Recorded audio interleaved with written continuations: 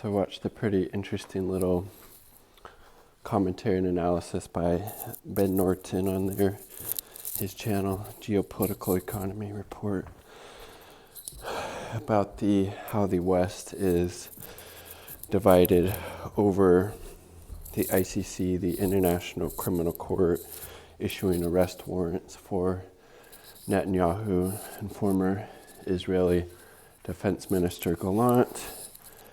And I thought it was very, very well said.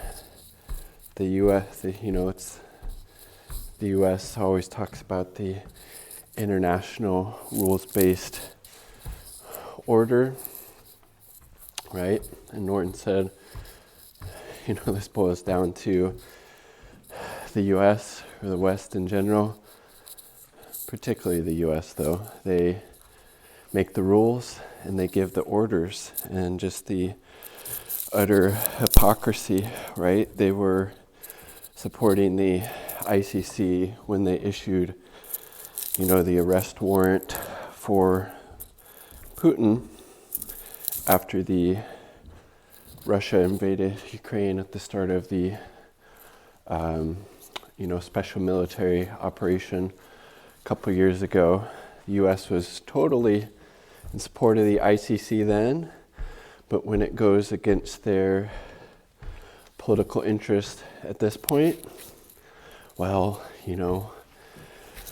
if Canada and the UK and Australia, all these countries saying they're going to follow the directives of the ICC as they are members, and they're going to, arrest Netanyahu, etc. when they come in to their territories, we're going to sanction the dog shit out of those countries.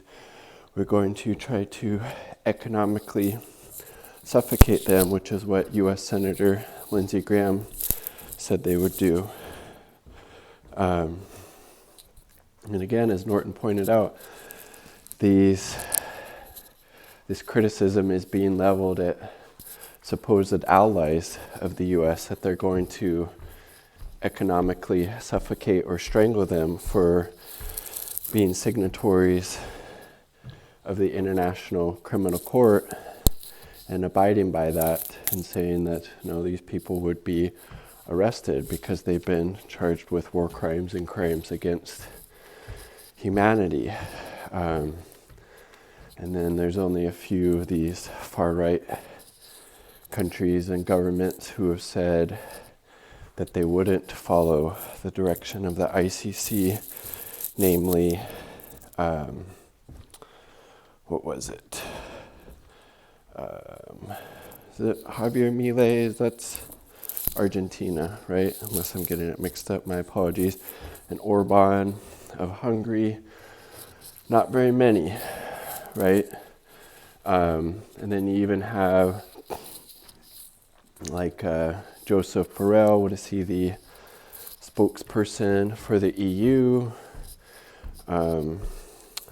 rightfully calling out,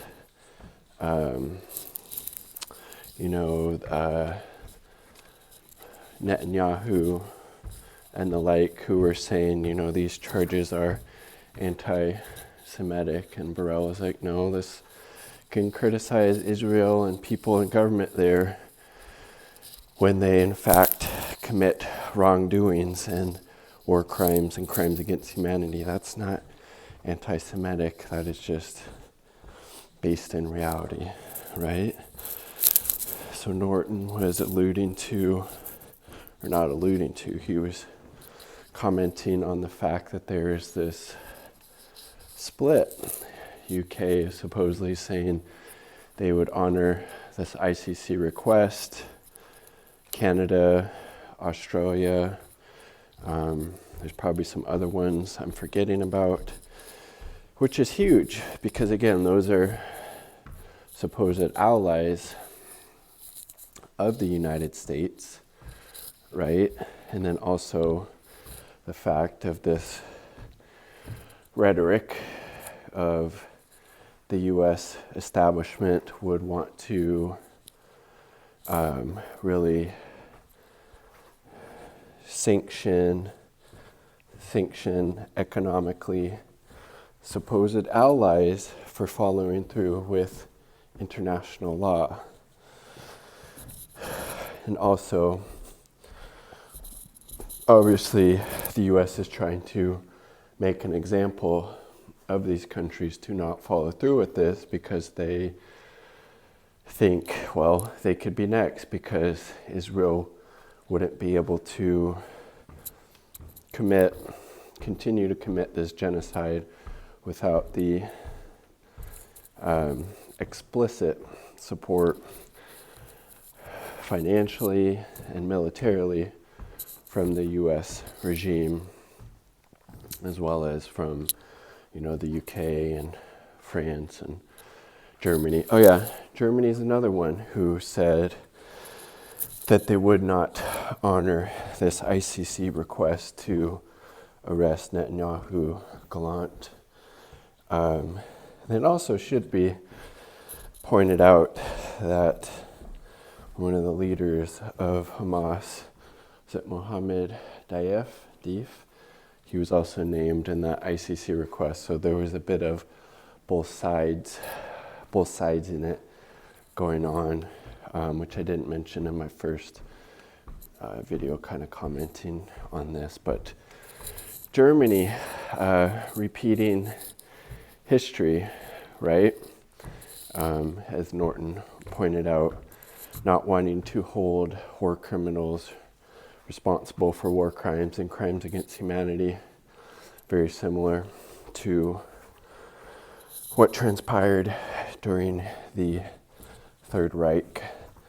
But again, the main takeaway, one of them, the US claims to be part and in support of the so-called international rules-based order, but again, the US makes the rules and then gives the orders, and this is just another really good example of the rank hypocrisy of the US and the West in general, but particularly in this case of the West.